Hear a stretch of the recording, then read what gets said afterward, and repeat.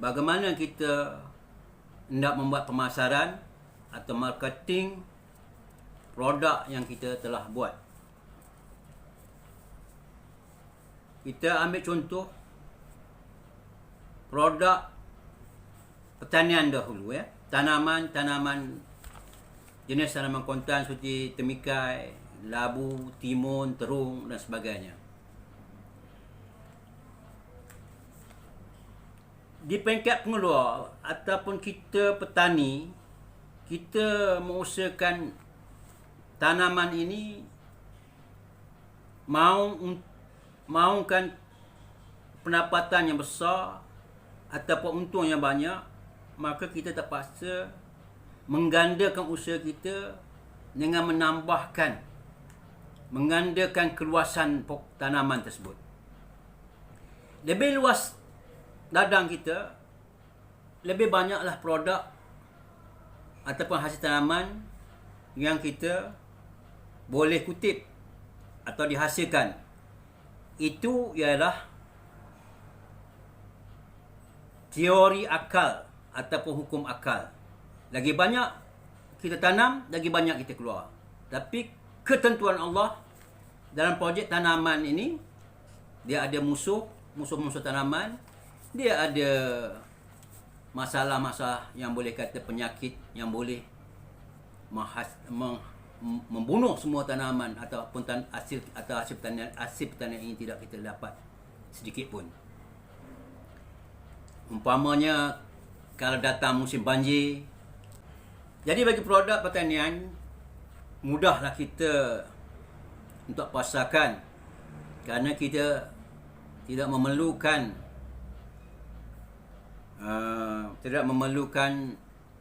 packaging.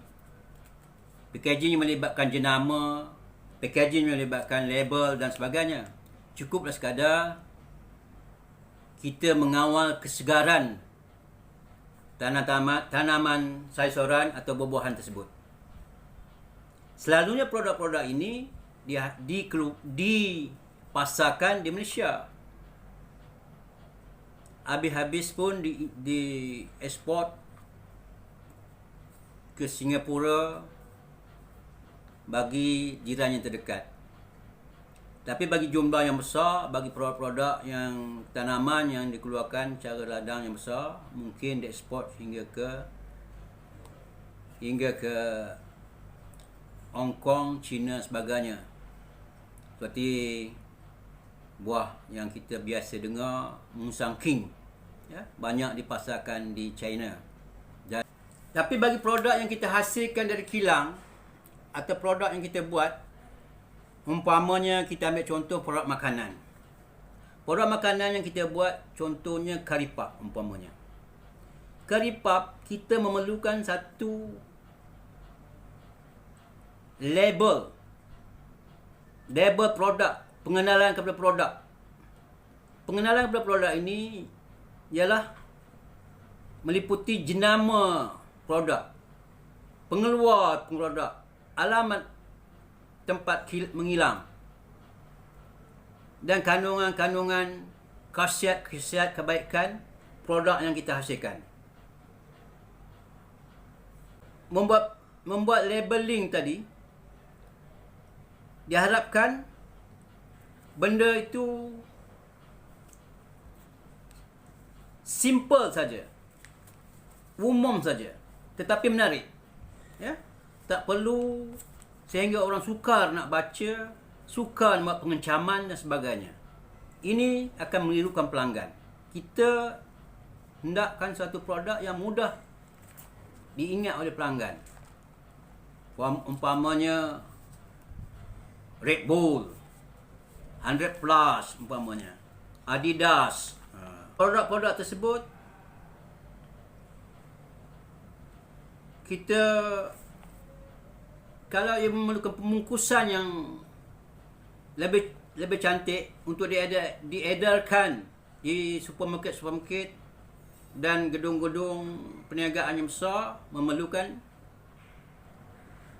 pembungkusan yang cantik, label yang cantik. Mungkin kita buat kotak, bungkus dengan kotak dan bungkus dengan plastik sekali, atau plastik dalam kotak, berbagai cara.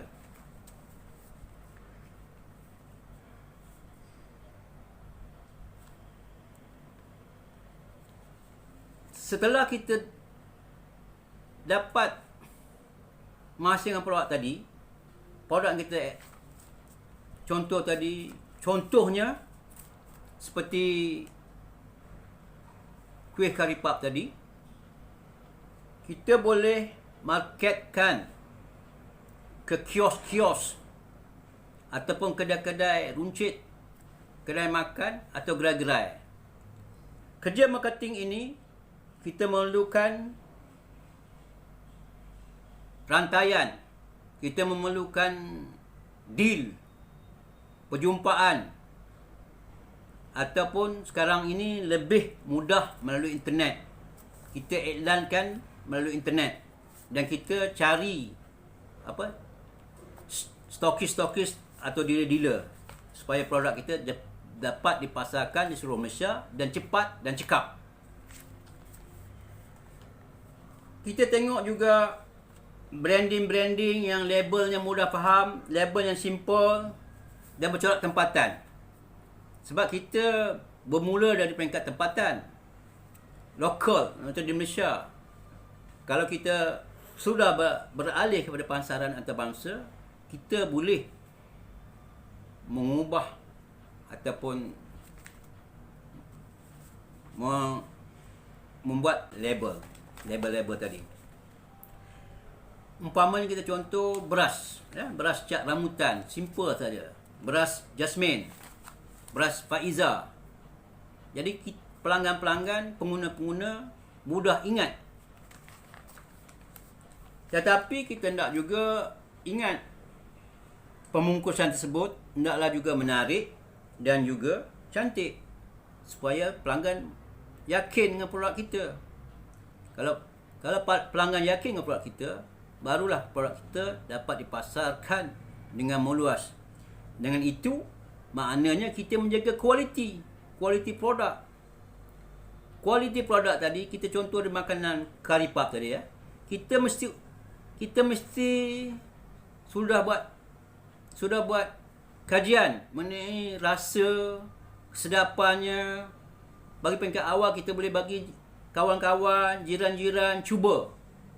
Dengarkan pendapat mereka, mintakan pendapat mereka sama ada sedap, tak sedap, dan kita buat sedikit pembaikan ataupun buat improvement, ubah suai rasa dan sebagainya. Yang ketiga, kita sudah boleh menghasilkan produk, tetapi kita hendakkan jualan yang banyak. Kita memerlukan kuantiti yang banyak untuk mencapai keuntungan yang besar. Bila kualiti yang banyak, kita memerlukan mesin, pekerja dan sebagainya. Jadi di situlah kita terpaksa buat pertimbangan untuk mengambil kira modal untuk mendapat gambaran atau pengetahuan sahaja untuk diikuti. Maka untuk mendapat sesuatu yang lebih detail dan lebih perancangan yang betul, maka kita memerlukan khidmat nasihat yang pakar dalam bidang-bidang, umpamanya bidang labeling ni. Ini maknanya penting untuk pengenalan sesuatu produk untuk dipasarkan.